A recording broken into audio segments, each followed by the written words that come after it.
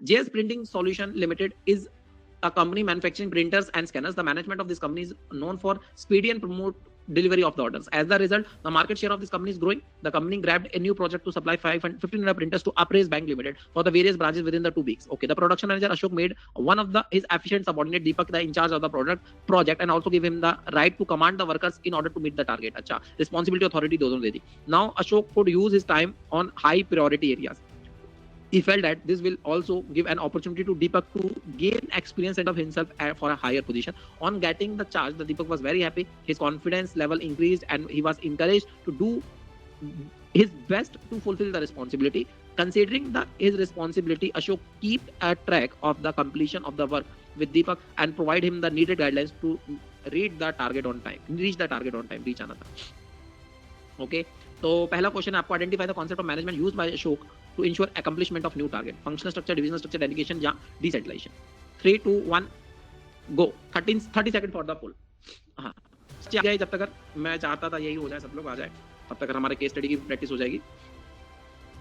30 seconds, जल्दी से answer करिए इस केस स्टडी का. मोस्टली बच्चे पहचान गए, मोस्टली बच्चे नहीं पहचान पाए. इसमें 2 आंसर लग रहे हैं. अच्छा अजितेश, वो 2 आंसर हमेशा ही लगते रहेंगे आपको. डेलीगेशन और डिसेंट्रलाइजेशन में हमेशा ही आपको कंफ्यूजन होगी.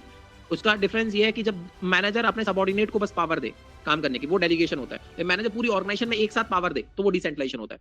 डिफरेंस यही है डेलीगेशन और डिसेंट्रलाइजेशन का. 2 लोगों के बीच में पावर डिस्ट्रीब्यूट की जाए डेलीगेशन, पूरी ऑर्गेनाइजेशन में एक साथ पावर डिस्ट्रीब्यूट की जाए तो डिसेंट्रलाइजेशन. सुपीरियर सबऑर्डिनेट को पावर्स दे रहा है, रिस्पांसिबिलिटीज दे रहा है, दैट इज डेलीगेशन. ओके, अगला क्वेश्चन इसी से जुड़ा हुआ है, सेम केस स्टडी से. The application of the concept used above allow Ashok to use his time on high priority areas. This will lead to the organizations towards. इससे क्या होगा? Adoption for change, adoption, effective management, economics of the skill, reduction in conflicts among the different divisions.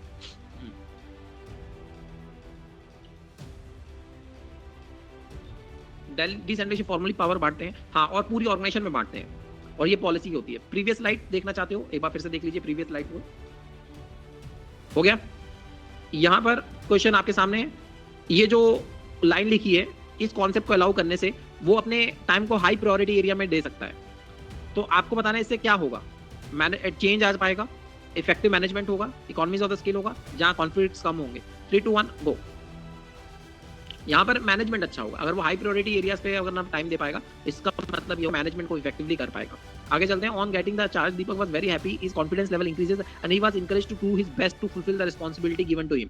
This concept discuss The concept discussed above help in departmentalization, reduction in conflicts, motivating the employees, promoting control and coordination within the department. ये तो simple सा है बिल्कुल. 3 2 1 गो. 3 लोगों ने सही दिया. यहाँ पर आंसर था मोटिवेट. बंदा वो हैप्पी हो गया, अपना कॉन्फिडेंस लेवल इंक्रीज कर लिया, दैट इज मोटिवेशन. कोई बात नहीं केशव भाई, आगे चलते हैं. Concept discuss above provide benefit to. किसको बेनिफिट होगा? सुपीरियर को, सबऑर्डिनेट को, दोनों को, या किसी को नहीं. 3 2 1 go. The concept discussed above help in facilitating the growth of organization as the subordinate get freedom from the routine work. The duplication of efforts is avoided. The subordinate get an experience and he is in the position to take up leading position in the new ventures. It makes training of employees easier. 3 2 1 go.